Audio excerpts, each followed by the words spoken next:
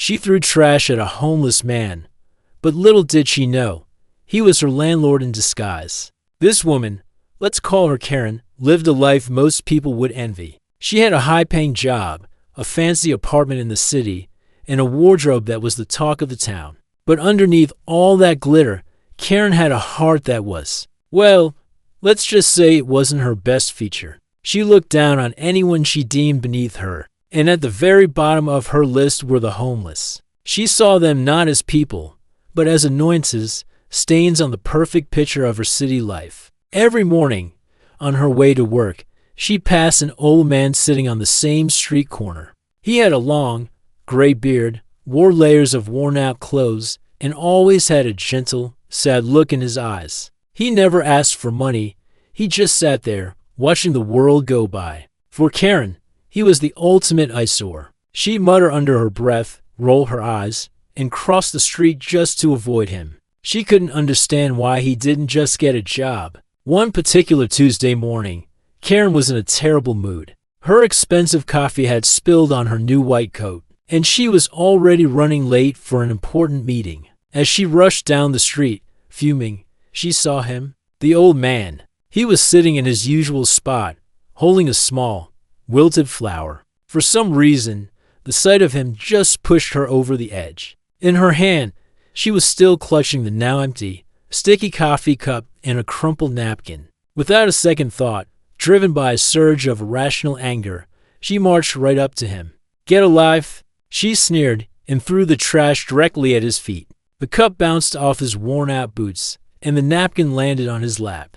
The old man flinched, startled. He looked up at her, and for a fleeting moment, his sad eyes met hers. There was no anger in his gaze, just a deep, profound disappointment that seemed to pierce right through her. But Karen didn't care. She felt a twisted sense of satisfaction. She'd shown him. She turned on her heel and strutted away, feeling powerful, leaving the old man to quietly pick up her garbage. She didn't look back. If she had, she would have seen him sigh, place the wilted flower carefully on the pavement, and slowly get up. But she was already gone, lost in her own world of self-importance. She had no idea that this single act of cruelty was about to unravel her entire life. So, what happened next? Well, the universe has a funny way of teaching us lessons, and Karen's was just about to begin. Keep watching to see how this one moment of malice comes back to haunt her in the most unexpected way possible. A few weeks went by, and Karen completely forgot about the incident. Her life continued its glamorous, self-absorbed trajectory. She was busy planning a lavish party at her apartment to celebrate a recent promotion. She sent out expensive invitations, hired a caterer, and bought a new designer dress for the occasion. Her apartment was her pride and joy. It was a luxurious penthouse with stunning city views, and she loved showing it off. It was managed by a large property company, and she'd never actually met her landlord, only dealing with an agent. The owner was rumored to be some eccentric, ridiculously wealthy old man who owned half the buildings in the city. The day before her party, she received a formal email. It was an official notice from the property management company. Her lease, which was up for renewal in a month, would not be extended. She was being asked to vacate the premises. Karen's world came to a screeching halt. What? Why? She had always paid her rent on time. Her apartment was immaculate. There was no reason. Panic set in. Finding another place like this on such short notice would be impossible. She furiously called the management agency. The agent was polite but firm. "I'm sorry, Ms. Johnson," he said. The decision came from the owner himself. "It's final."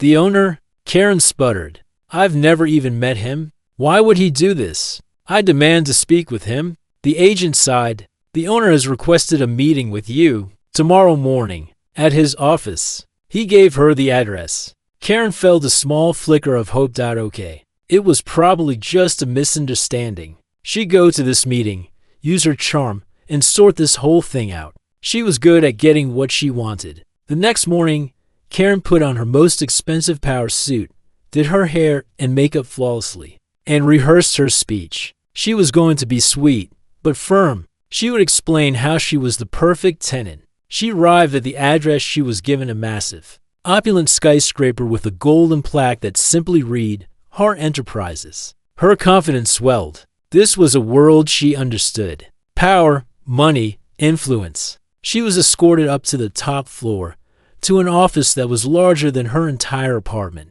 Floor-to-ceiling windows offered a panoramic view of the city. A huge mahogany desk sat in the center of the room, its back to the door.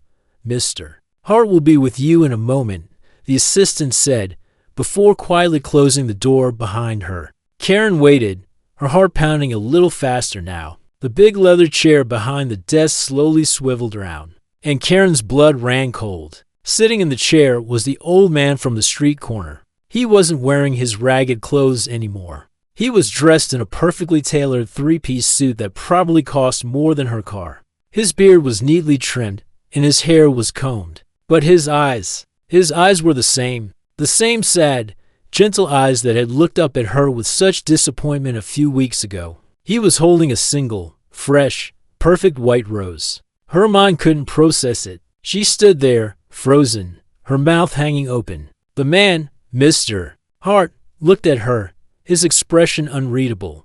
Ms. Johnson, he said, his voice calm and steady, completely different from the silent figure she had belittled. Please, have a seat. Karen couldn't move. It was him, the homeless man she had thrown her trash at. The eyesore? He was her landlord, the eccentric, wealthy owner of the building. Hart gestured to the chair in front of his desk. Please, he said again, a little more firmly this time. Numbly, Karen stumbled forward and sank into the chair. Her mind was racing, trying to make sense of the impossible.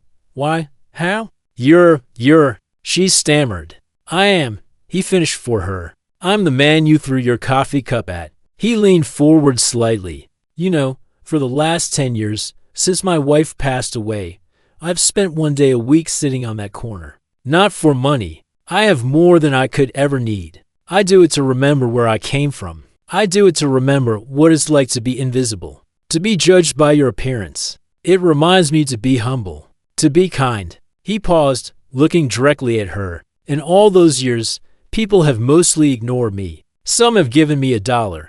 A few have offered a kind word. But you, Ms. Johnson, you are the only person who has ever shown me active cruelty. You threw your garbage at me. Karen felt a hot flush of shame creep up her neck. She wanted the floor to swallow her whole. All the power, the confidence she had walked in with, had evaporated. She was small, insignificant. I'm so sorry, she whispered, the words feeling completely inadequate. I didn't know. That's the point, Mr. Hart said softly, but his words hit her like a punch. You didn't know, and it shouldn't matter. A person's worth is not determined by the clothes they wear or the money they have. It's determined by how they treat others, especially those who can do nothing for them. He stood up and walked over to the window, looking out at the city below, the same view she had from her penthouse. I can't have someone with so little compassion living in my building. The decision is final.